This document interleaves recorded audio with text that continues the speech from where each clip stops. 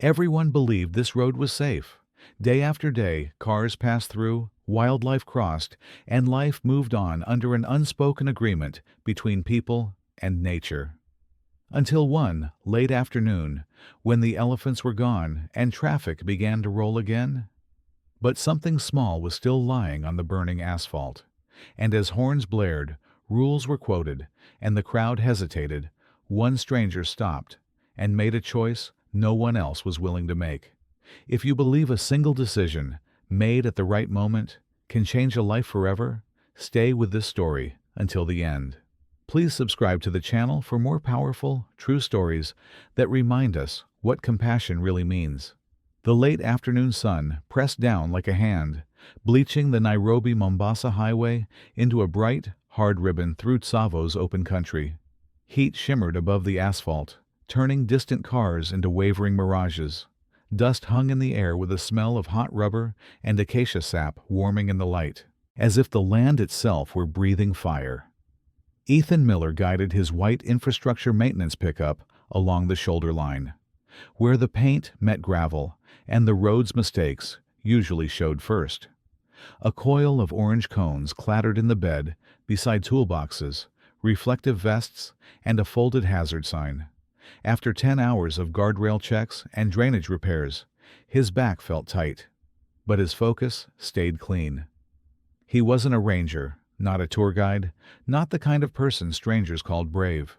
He fixed what people didn't want to think about: loose bolts, cracked posts, culverts clogged with storm trash, warning signs bleached half-white by sun. When the highway looked normal, that was usually because Ethan had already been there, sweating quietly, leaving nothing behind but safety. Dispatch crackled through the cab speaker in clipped bursts. A stalled bus near the river bend, a loose tarp whipping on a cargo truck, livestock spotted near mile 92. Ethan answered in the same, steady tone every time because steady kept drivers from making stupid choices. "Copy," he said, eyes on the horizon where the heat danced like water. His hand stayed light on the wheel. A tourist van shot past too fast, rocking his pickup as it cut back into the lane. Ethan frowned and eased off, letting the van shrink into glare and shimmering distance. Out here, speed didn't just threaten metal. It threatened anything that wandered too close to human impatience. He'd seen the aftermath: a dented hood, a broken fence, a silence nobody filmed. His phone buzzed with a text from his coworker, Marla. "You alive? Don't forget the paperwork." Ethan smirked and thumbed back a quick reply at the next turnout. Marla ran the yard like a drill sergeant with a soft heart, and she hated loose ends. Ethan liked that about her. Loose ends were how small problems became roadside tragedies. He promised himself he'd be done by dark. Near the park boundary, the land opened into pale sand and thorny brush. Ethan noticed fresh tracks at the shoulder, deep, round prints, dinner plate wide, pressed into dust beside tire marks. He slowed instinctively, scanning the acacia shadows as if they could hide an entire secret. His fingers tightened around the wheel, then forced themselves to relax. He took a sip from a lukewarm water bottle and checked the clock. 5:41. In his head, he pictured his apartment fan turning, the shower that would sting sunburned skin, the leftover food waiting in a fridge that hummed like a promise. Work was supposed to end in small comforts, not surprises, and Ethan had built his life around predictability. Tonight, he wanted ordinary. The radio snapped again, this time with a ranger's voice that sounded careful, like someone walking on glass. "Maintenance unit on the Nairobi-Mombasa line. Confirm your position," Ethan answered, and the pause that followed made his stomach dip. "Be advised, herd movement reported southwest of the corridor. Possible crossing. Use extreme caution." A thin prickle rose along Ethan's arms. Elephants cross sometimes, sure, but timing mattered, and rush hour made people mean. He clicked on his hazard lights, the orange flash reflecting off the sunburned hood, then slowed to a crawl. He rehearsed what he'd do if traffic jammed. Cones, flares, a calm voice. Control the chaos before it controlled everyone. Brake lights bloomed ahead in a sudden chain, red beads stretching toward the horizon. A horn barked once, then twice, sharp with annoyance. Ethan rolled behind a cargo truck and killed his engine, letting the quiet fill the cab in heavy waves. Outside, heat and exhaust mixed with impatience, and the whole highway felt like a tightened wire about to snap. Drivers leaned out of windows, phones already raised, voices rising in questions no one could answer. A woman in a minivan pointed toward the brush as if she'd seen something shift. Ethan stepped down onto asphalt that radiated, threw his boots, and walked a few paces forward, careful and respectful, like the road had become someone else's living room for a moment. The first sound wasn't a trumpet. It was a low, rolling hush of bodies moving through grass, like a tide arriving. Then the brush parted, and a massive gray matriarch stepped onto the pavement, steady as stone. Ethan's breath caught, not from fear, but awe, and he told himself softly that once they crossed, everyone would go home. No harm done. Just another story for someone else. The matriarch paused on the blacktop, as if she could feel the road's heartbeat under her feet. Her trunk lifted, tasting the wind that carried diesel, sweat, and sun-baked dust. Behind her, the brush trembled again, and the first glimpse of the herd turned the whole highway into a held breath. Ethan raised one palm toward the line of vehicles, a quiet signal more than an order. He wasn't law enforcement, but people listened to certainty, especially in the heat. "Stay put," he called, voice low and steady. He walked backward to keep eyes on the elephants, praying nobody tried to squeeze through. A tourist bus door hissed open, and a few passengers stepped down with phones already rolling. Farther back, a pickup driver leaned on his horn, sharp and impatient, as if noise could move a wild family faster.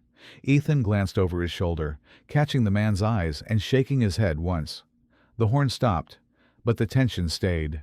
More elephants emerged, broad-shouldered females, then younger ones with smaller tusks and restless energy. They moved in a loose formation that felt older than the highway itself. Ethan watched the way they positioned their bodies, adults forming a living wall between the calves and the gleaming metal line of cars. A tiny calf appeared, no taller than Ethan's waist, its skin wrinkled like folded cloth. It walked so close to an adult's legs, it almost disappeared under the shadow. Ethan felt something soften in his chest, the same quiet tenderness he'd felt years ago holding his niece's hand across a busy street. The world looked different when something small depended on you. Dispatch crackled again. Marla's voice cut through the static, half business, half concern. "Ethan, I'm seeing a slowdown on the tracker. You okay?" He pressed the radio button. "I'm fine," he said. "Elephant crossing. Tell anyone inbound to slow down and stay calm." A ranger vehicle rolled up on the opposite shoulder, lights flashing in patient amber. The ranger, a lean woman with sun-lined eyes, stepped out and gave Ethan a quick nod like they'd been doing this together for years. She lifted a megaphone and reminded drivers, firm, polite, that this corridor belonged to both worlds. The highway obeyed, for once. Then a new sound sliced through the calm. A motorcycle, too fast, weaving toward the stalled line. Ethan's stomach tightened. The rider tried to edge along the shoulder, searching for a gap, chasing his own schedule. Ethan stepped forward, arms wide, and the ranger snapped her flashlight beam across the rider's visor until he finally braked, skidding dust. The matriarch's ears flared, not charging, but warning. For a breathless second, the herd froze, a wall of gray muscle and intelligence on sunlit pavement. Ethan held perfectly still, feeling his pulse hammer in his throat. He didn't think about heroics, only about how quickly a mistake could turn this sacred moment into disaster. The rider backed his bike away, muttering, and the ranger guided him behind a truck with a look that ended the argument. The matriarch lowered her trunk and stepped forward again, and the herd resumed its slow, deliberate flow. Engines idled, people whispered, phones kept recording, but the panic drained like water finding a crack. As the elephants crossed, Ethan counted, without meaning to, the way he counted posts and bolts on long days. Big bodies first, then teenagers, then the last small ones, tucked between adult legs. A breeze shifted and brought the smell of crushed grass and warm earth. For a moment, the highway didn't feel like a scar. It felt like a bridge. When the final elephant cleared the far shoulder, a wave of relief rippled through the waiting cars. Doors shut, seatbelts clicked, engines rose in cautious chorus. Ethan stayed where he was, watching the brush swallow the herd like they'd never existed. He told himself the danger had passed, and his shoulders loosened without permission. The ranger walked over and spoke quietly, almost kindly. "Good job keeping them still," she said. Ethan nodded, swallowing the tightness in his throat. He wanted to say it wasn't bravery, just common sense. But the words didn't come. Awe had a way of stealing language from grown men. Traffic began to creep forward, but Ethan didn't climb back into his truck right away. He scanned the asphalt one more time, a habit he couldn't break. Look for hazards. Look for what people miss. Heat shimmered in the empty lane where the herd had been, and the road seemed ordinary again. That ordinariness felt like a promise, and somehow like a lie. Traffic resumed in hesitant waves, tires whispering over asphalt, still warm from the sun. Ethan climbed back into his pickup, easing forward a few yards at a time. The relief in the air felt premature, like laughter after a near miss. He checked his mirrors, then the shoulder, his eyes trained by habit to search for what didn't belong. A dark shape lay ahead where the herd had crossed, low and wrong against the shine of the road. At first, Ethan thought it was debris, a torn tarp, a fallen branch. Heat made everything blur. He slowed, squinting, and felt a small, irrational chill despite the sun pressing down. The shape didn't move when the wind shifted. Ethan flicked on his hazard lights and pulled toward the center line, earning a honk from behind. He raised a hand in apology and stepped out again, boots sticking slightly to softened tar. The highway hummed, impatient and alive, while something ahead stayed still. As he drew closer, the details sharpened in a way that made his chest tighten. Gray skin, folded and dusty. A small ear, too small for the bodies he'd just watched pass. Ethan stopped short, the world narrowing to a single point on the road where certainty fell apart. The calf lay on its side, ribs barely lifting with shallow breaths. Its trunk rested limp against the asphalt, the tip smudged black. One eye was open, glassy, reflecting sky and nothing else. Ethan swallowed hard, the taste of metal sudden in his mouth, like he'd bitten down on fear. A car rolled past too close, wind tugging at Ethan's vest. He waved it away sharply, voice rising despite himself. "Slow down." The driver stared, then saw what Ethan saw and braked hard, shock spreading across his face like a dropped plate shattering. Ethan knelt without, thinking, then froze, memory slamming into him. Warnings, training videos, signs posted at every park boundary. Don't interfere. Don't approach calves. Mothers come back. He hovered, hands useless in the air, counting the calf's breaths as if numbers could buy time. A woman from the bus hurried up, hand over her mouth. "Is it?" she started, then stopped. Ethan shook his head once. "It's alive," he said, surprised by how steady his voice sounded. The word landed heavy between them, an anchor and a burden. The sun slipped lower, shadows stretching across the lane. Ethan pressed two fingers lightly to the calf's flank, feeling heat and dryness where life should have felt cool and springy. The calf twitched, barely, a small reaction that felt like a plea he hadn't agreed to hear. Someone shouted that the mother would come back. Someone else argued they should wait for authorities. Ethan heard it all like sound through water, distant and distorted. His eyes stayed on the calf's chest, on the space between breaths growing longer, the pause that scared him most. He stood, heart pounding, and keyed his radio with hands that didn't quite shake. "Dispatch," he said. "We've got a downed elephant calf on the roadway. Repeat, calf, alive." Static answered first, then a measured reply about distance and response time that felt suddenly impossible. Ethan looked down the road toward the trees, half expecting the matriarch to burst through in thunder and fury. The brush stayed quiet. The highway kept moving. And in that thin space between rules and reality, Ethan understood something had been left behind, and that the road, trusted as it was, didn't know how to fix it. Ethan stood over the calf as traffic crept around them, the highway narrowing into a dangerous funnel. The air felt thicker now, heavy with eyes and opinions. He could sense the moment turning, the way ordinary scenes hardened when someone had to decide who was responsible. Responsibility, he knew, was a weight people were quick to pass along. A uniformed traffic officer arrived in a swirl of dust, boots striking the pavement with clipped authority. He took in the scene, fast, jaw tightening. "Sir, you need to step back," he said, already reaching for his radio. "This is wildlife protocol. We don't touch. We secure the area and wait." Ethan nodded, stepping back a pace, but his eyes never left the calf. "It's not going to last," he said quietly. The officer glanced down, then away, as if looking too long might complicate things.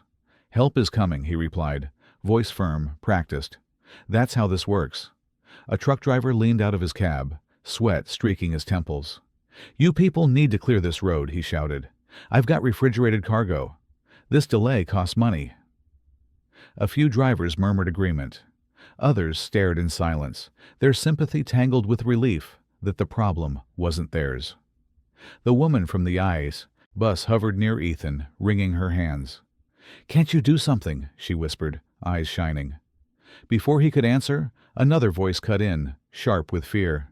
"You touch that thing, and the mother comes back," someone warned. "Then what? You want blood on the road?" Ethan felt the arguments press in from all sides, a tightening ring. He understood them all. He'd written incident reports, sat through briefings where worst-case scenarios were outlined in clean bullet points. Protocol existed because chaos was expensive. But none of those meetings had prepared him for a calf breathing itself toward nothing. The officer spoke into his radio again, repeating distances and estimated arrival times. 40 minutes, he said, then corrected himself. Maybe longer. He looked at Ethan, something softer flickering behind the rules. "I know this is hard," he added, "but waiting is safer." Ethan crouched, resting his forearms on his knees, close enough to feel the heat rolling off the calf's body. He didn't touch, yet, but he counted breaths again, slower now, uneven. Each one felt borrowed. He thought of Marla's neat stacks of paperwork, of how the world preferred clean endings. A park ranger arrived next, younger than Ethan expected, eyes wide as she took in the crowd.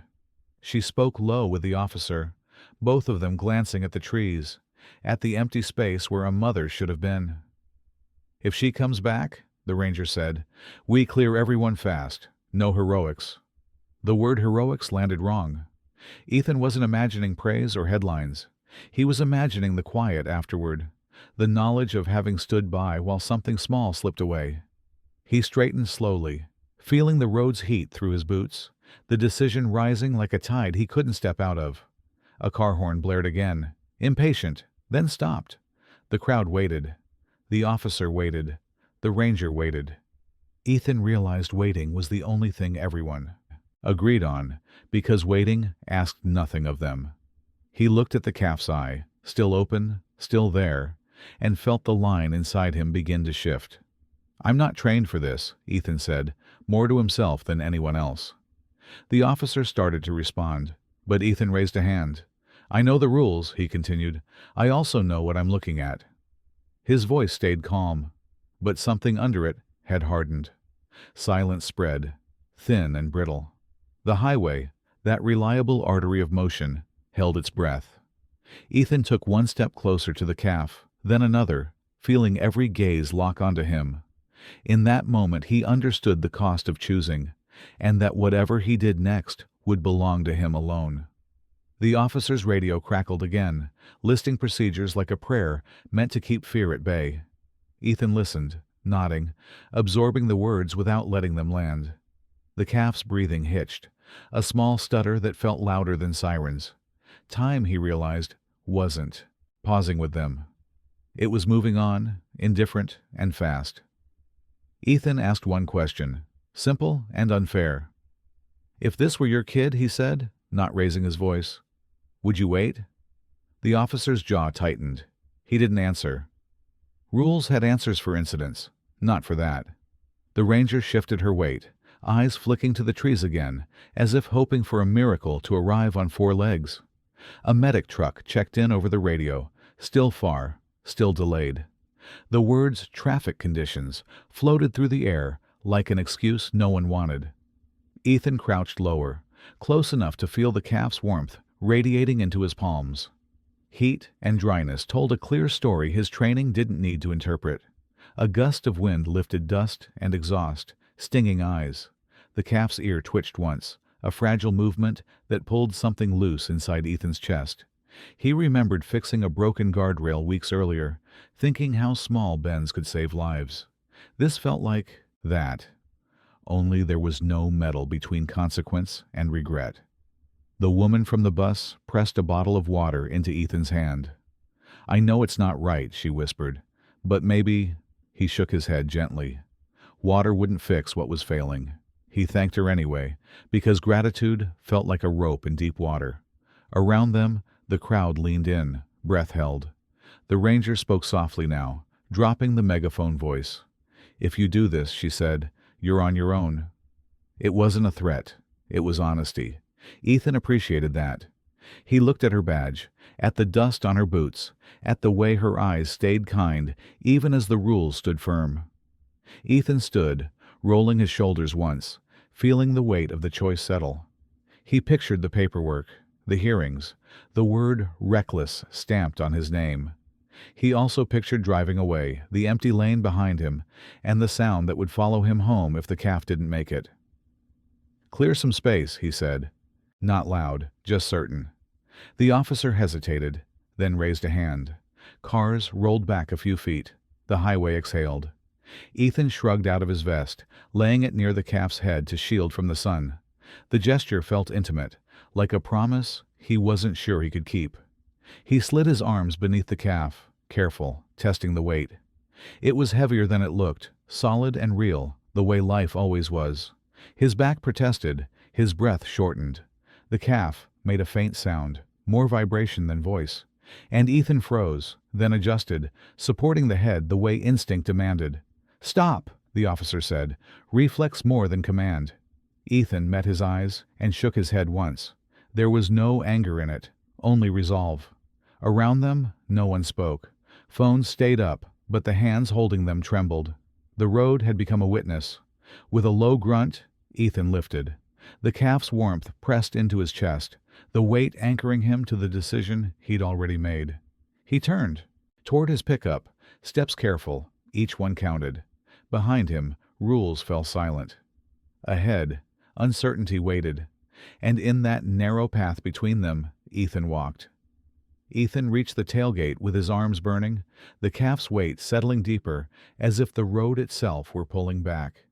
He lowered it carefully into the bed, lining the metal with his vest and a folded tarp to keep the heat from leaching upward. The calf's breath fluttered against his chest one last time before he stepped back. A hush spread that felt heavier than noise. Someone swore under their breath. Another person laughed, thin and disbelieving, like they'd just watched a rule tear itself in half. The officer stood frozen, radio slack in his hand, eyes tracking Ethan as if memorizing him for a report that hadn't been written yet. Ethan climbed into the cab and turned the key. The engine caught on the first try, a small mercy that made his shoulders sag. He checked his mirrors, then the road ahead, then the rear view, where the calf lay too still. His hazard lights blinked like a heartbeat. He was afraid to lose. "Where are you taking it?" the ranger called, already jogging alongside. Ethan rolled down the window. "There's a temporary care unit off the service road near mile 78, he said. "It's a gamble, but it's closer than waiting." The ranger hesitated, then nodded once, sharp and decisive. Traffic parted slowly, unsure whether to resist or help. A truck eased back to give him room. The woman from the bus pressed her palms together like she was praying and mouthed something Ethan couldn't hear. He pulled out, tires crunching over gravel, the highway releasing him with a reluctant sigh. The service road was narrower and rougher, dust pluming behind the pickup in thick clouds. Ethan kept his speed steady, fighting the urge to rush. Every bump felt personal, each jolt a question he answered with a careful foot. He talked aloud without realizing it. Steady words meant for no one. "Stay with me," he said, voice calm, almost ordinary. He glanced at the mirror again and thought he saw the calf's ear twitch, or maybe he wanted to. Hope, he knew, was a trickster, but he let it ride shotgun anyway. The sun dipped lower, sharpening shadows into blades. His phone rang. Marla's name flashed bright and wrong against the dash. Ethan didn't answer.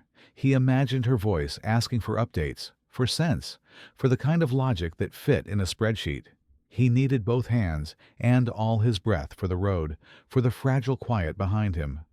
At the junction, a barrier arm blocked the way, lowered for construction that had ended hours earlier. Ethan swore softly, jumped out, and lifted it himself, muscles screaming. The delay felt cruel, like time had decided to argue.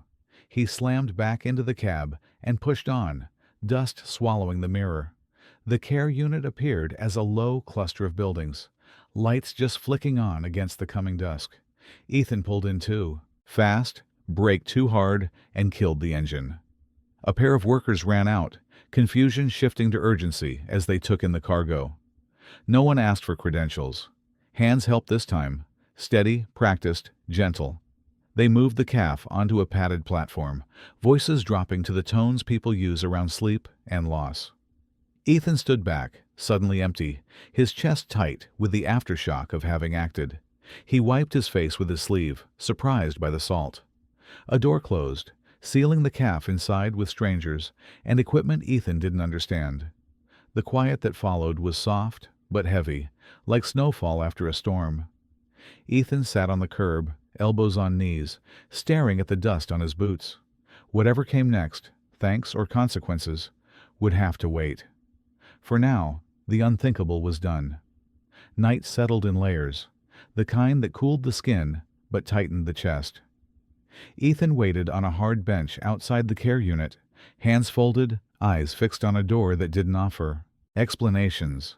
Inside, voices moved with purpose. Outside, the world felt suspended, like it was deciding how to judge him. A supervisor arrived first, crisp shirt, tired eyes, clipboard held like a shield. Questions came carefully, almost kindly. Name, role, reason. Ethan answered without decoration. He didn't argue the rules or plead his case. He told the truth and let it stand, because truth was the only thing he had left to hold. A medic stepped out briefly, wiping her hands on a towel. "He's alive," she said, not smiling, not promising. "That's all I can say right now." The words landed like a chair under a falling body. Ethan nodded, breath loosening just enough to hurt. Minutes stretched into an hour.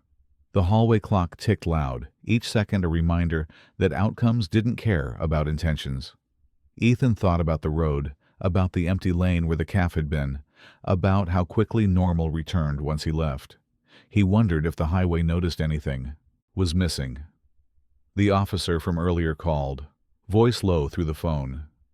"You stirred up a mess," he said, not unkindly. "But I filed it straight." Ethan thanked him and hung up before gratitude turned into something heavier. He didn't want favors. He wanted the calf to breathe. From the doorway, the ranger appeared again, her posture finally easing. "They're giving fluids," she said. "It's touch and go." Ethan closed his eyes, picturing the small chest rising, the pause between breaths shrinking. Touch and go felt honest. It felt earned. Marla called again. Ethan answered this time. He told her everything, in order, without drama. She listened longer than he expected. "You did what you thought was right," she said finally. "We'll deal with the rest." Her voice steadied him in a way forms and protocols never could. The night grew quieter. Fewer cars passed. Wind brushed the building, carrying the scent of dust and oil and something green. Ethan felt the adrenaline drain, leaving soreness and doubt behind. He pressed his palms together, noticing how they still shook when he stopped paying attention. A young technician stepped out with a cup of water and set it beside him without a word. Kindness didn't ask permission. Ethan drank slowly, grounding himself in the simple act. He reminded himself that outcomes were built from small things, done carefully, again and again. Near midnight, the door opened wider. The medic met his eyes this time. "He responded," she said. "Not out of danger." But he responded. Ethan nodded, throat tight, the relief quiet and sharp. He didn't smile. He just breathed, letting the night hold the moment. Consequences, he knew, would arrive in daylight. Meetings, reports. The word reckless would circle his name. But for now, there was a fragile line of progress running forward, thin as a thread, strong enough to follow. Ethan stayed seated, guarding the silence, hoping the thread would hold. Morning arrived without ceremony, a pale wash of light that softened the edges of everything it touched. Ethan woke in the chair with a stiff neck and a calmer heart. The building hummed gently, machines breathing in measured rhythms. He stood, stretching slowly, and waited for the door to tell him what the night had decided. The medic came out smiling this time, small and tired. "He stabilized," she said. "Not strong yet, but stronger." Ethan felt the words settle like warmth in his chest. He thanked her, then stepped back, understanding that gratitude didn't belong in the room where work still had to happen. Outside, the ranger met him near the fence line, binoculars hanging quiet against her chest. "There's movement," she said, nodding toward the trees. A herd returned to the corridor before dawn. "They're circling." Ethan followed her gaze, heart lifting with caution, as if hope needed permission to exist. They watched from a distance, keeping the world as small as possible. The brush shifted, and gray shapes emerged, broad backs, patient steps, the old intelligence moving as one. The matriarch paused where the road cut through the land. Trunk raised, listening for answers the asphalt didn't give. When the calf was brought out, bundled and supported, the air felt suddenly thin. He was steadier now, eyes clearer, breath less borrowed. Ethan stood far back, hands at his sides, resisting the urge to lean forward. This part, he knew, wasn't his to lead. The moment stretched, trunks extended, a low rumble passed through the herd like a shared memory returning. The matriarch stepped closer, then closer still, her presence changing the temperature of the morning. Ethan forgot to breathe until the calf shifted toward her, sure and unafraid. Recognition didn't announce itself. It happened quietly, in touch and sound and stillness. The mother checked the calf from head to foot, then drew him in, shielding him with a body built for protection. Around them, the herd closed ranks, a living circle that made the road feel temporary. Ethan watched from the edge of the moment, feeling both included and released. No one looked at him. No one needed to. The story had moved on, carrying the calf with it, returning what had been borrowed. That felt right. That felt like enough. The ranger touched his elbow lightly. "You can go," she said. Ethan nodded. He didn't need a farewell. He walked back to his truck, boots crunching softly, the sound grounding him in ordinary things. Keys, doors, the smell of dust and oil. Driving away, he passed the place where it had begun. The road looked the same, paint, gravel, heat, but it no longer felt trustworthy in the old way. It felt shared, a space where choices mattered more than lines, where waiting wasn't always the safest plan. By noon, reports would be filed. By evening, arguments would circle. Ethan accepted that. He also accepted the quiet truth rising beneath it all. Some decisions didn't need witnesses to be real. They needed only a moment, and the courage to step into it. As the trees swallowed the herd and the highway reclaimed its hum, Ethan let the engine settle into an easy rhythm. He drove on, carrying no souvenirs, only the knowledge that a life had been returned to its own story. The road stayed silent, and that silence felt like permission to keep going. Before you go, take a moment to reflect on what you just witnessed. One choice, one stranger, one life returned to its rightful place in the world. If this story reminded you that compassion still matters, type the word honor in the comments. Just one word is enough. If it touched your heart or gave you hope, comment love. Your words help keep stories like this alive. And if you believe there are still moments in this world worth slowing down for, please subscribe to the channel. We share true stories of courage, kindness, and quiet decisions that change everything. Thank you for being here. Stay with us. There are many more stories waiting to be told.